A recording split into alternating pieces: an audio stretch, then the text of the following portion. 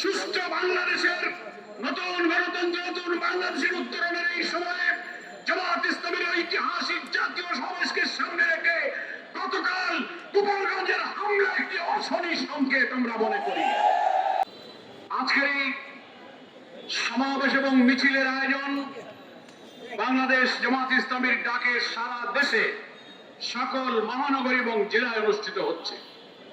কিন্তু কেন আমরা আজকে বিক্ষোভের ডাক দিয়েছি? গতকালকে গোপালগঞ্জে জুলাই বিপ্লবের অন্যতম নায়ক সেই সব নেতৃত্বদের দ্বারা গঠিত এনসিপির পূর্ব ঘোষিত পদযাত্রা এবং সমাবেশের উপরে প্রকাশ্য দিবালোকে ফ্যাসিবাদীদের যে হামলা হয়েছে, প্রশাসনকে, জাতিকে, জনগণকে বিস্মিত করে যে ঘটনা গোপালগঞ্জ ঘটেছে, তার বিরুদ্ধে জামাত ইসলামী আজকে সারা দেশে বিক্ষোভের ডাক দিতে বাধ্য হয়েছে। প্রিয় দেশবাসী, আমাদের বিবেচনায় নিতে হবে এই হামলাটা কখন ঘটালো, দেশের তাহলে কি পরিস্থিতি চলছে। যে মুহূর্তে বাংলাদেশের জনগণ আসন্ন জাতীয় সংসদ নির্বাচনে একটি জাতীয় ঐক্যমত্য গড়ে তুলে অবাধ সুষ্ঠু নিরপেক্ষ নির্বাচনের মাধ্যমে নির্বাচিত সরকারের কাছে ক্ষমতা হস্তান্তরের জন্য প্রচেষ্টা চালিয়ে যাচ্ছে, যেটা ছিল জুলাই বিপ্লবের আকাঙ্ক্ষা, এটা একটা মুহূর্তে আমরা এখন জাতি অতিক্রম করছি। অপরদিকে আগামী পরশুদিন 19শে জুলাই ইতিহাসের সর্ববৃহৎ জাতীয় মহাসমাবেশ হবে শরণার্থী উদ্যানে। বাংলাদেশের জেলা, মহানগর, ঢাকার পার্শ্ববর্তী সমস্ত জনগণ এই মহাসমাবেশে আসার জন্য ব্যাপক প্রস্তুতি, প্রচার, মিছিল, মিটিয়ে বাংলাদেশ মুখরিত করে রেখেছে।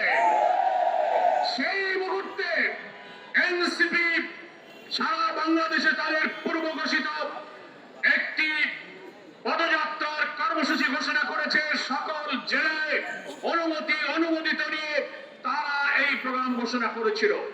তাহলে সুস্থ বাংলাদেশের নতুন গণতন্ত্র, নতুন বাংলাদেশের উত্তরণের এই সময়ে জামাত ইসলামের ঐতিহাসিক জাতীয় সমাবেশকে সামনে রেখে গতকাল গোপালগঞ্জের হামলা একটি অশনি সংকেত আমরা মনে করি।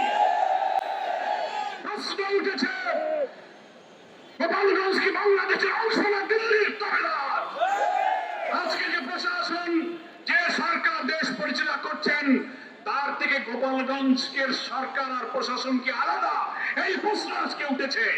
তা না হলে দিন 11টা 12টার সময় সারা ভিডিওতে দেখা যাচ্ছে অস্ত্র শস্ত্র গুছিয়ে বোমাবাজি করে আগুন দিয়ে মঞ্চ ভেঙে ডিসি এসপি অফিস ভেঙে চলে যেভাবে নারকীয় ঘটনা হয়েছে, তাহলে পূর্বের অনুমতি সরকারের গোয়েন্দা সংস্থা, জেলা প্রশাসন, পুলিশ প্রশাসনকে আগে জানাবার পর তারা কি ব্যবস্থা নিয়েছেন, এই প্রশ্ন জাতির সামনে উঠেছে।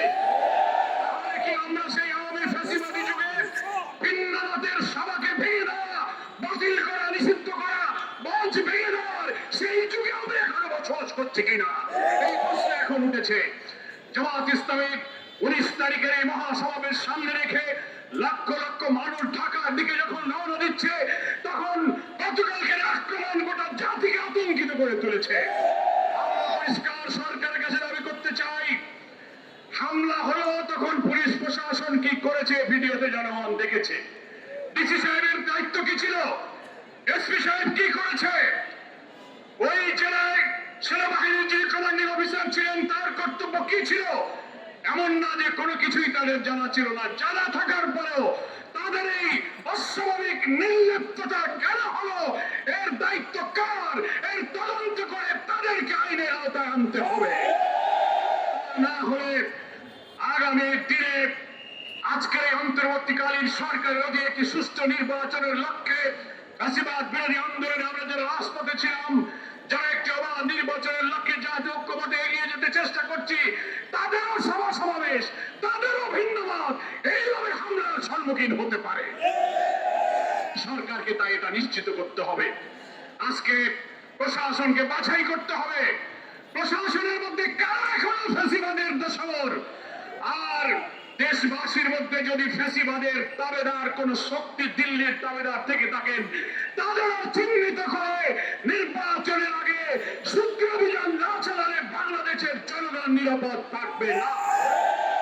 সেই বিরোধী দল মতের সভা সমাবেশ মিটিং মিছিল নিরাপদ থাকতে পারে না। জাতীয় নির্বাচনের এই প্রাক্কালে জামাত ইসলামী এই ঐতিহাসিক জাতীয় সমাবেশের প্রাক্কালে আজকেই সরকারের কাছে আমরা দাবি করছি, এ ব্যাপারে আপনি তাৎক্ষণিক পদক্ষেপ গ্রহণ করুন। যদিও স্বরাষ্ট্র উপদেষ্টা মহোদয় কালকে বলেছেন আওয়ামী ফ্যাসিবাদী সন্ত্রাসীদের ঘুম আমরা হারাম করে দেব, আপনার কথার বাস্তবায়ন দেখতে চাই। যদি দ্বিতীয়বার কোথায় ঘটনা ঘটে তাহলে বুঝবো আপনার মুখের কথাই শুধু কথা, কাজের সাথে আপনার কথার মিল না।